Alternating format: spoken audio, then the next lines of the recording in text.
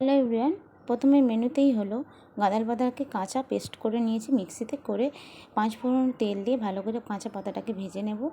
এরমভাবে কে রান্না করে খাও? গাঁদাল পাতা তো বড়াও খেয়েছো, গোটাও খেয়েছো।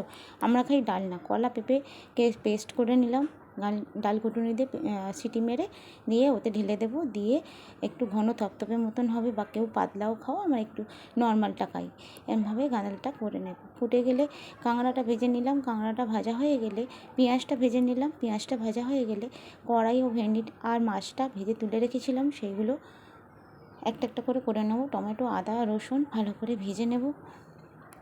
ভাজার পরে লঙ্কা গুঁড়ো, হলুদ গুঁড়ো, জিরে গুঁড়ো সব মশলা দিয়ে প্রয়োজন মতন জল দেবো। জল দিয়ে তেল ছেড়ে গেলে প্রয়োজন মতন জল দেবো। জল দিয়ে আর একটু জল দিয়ে মাছ কটা বিছিয়ে ধনেপাতা দিয়ে নামিয়ে নেব।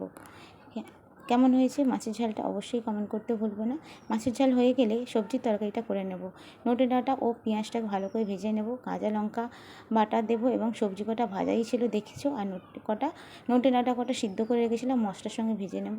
সব রকম সবজি একসাথে মশলার সঙ্গে নাড়াচাড়া করে লঙ্কা গুঁড়ো, হলুদ গুঁড়ো এবং জিরে গুঁড়ো সব মশলা দেব, দিয়ে আর একটু ভাজাভাজি করে নেব। তারপরে কাঁকড়া ভাজা কটা দিয়ে দেবো। প্রয়োজন মতন জল দেব। জল দিয়ে ভালো করে মিশিয়ে নাড়াচাড়া করে নেব।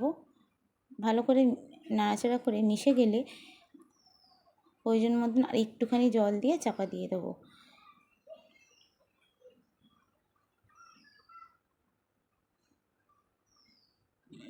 জলটা ফুটেই এসছে, ঝোলটা এবার একটু চাপা দেবো, তারপরে নামিয়ে নেব। তারপর সবজির তরকারিটা কমপ্লিট আমার। কেমন হয়েছে? এরকম সব রকম সবজি দিয়ে রান্না আর চিতি কাঁকড়া দিয়ে আমরা চিতি কাঁকড়া বলি, তোমরা কী কাঁকড়া বলে অবশ্যই জানিও। মাছের ঝাল ও সবজির তরকারি আমার কমপ্লিট।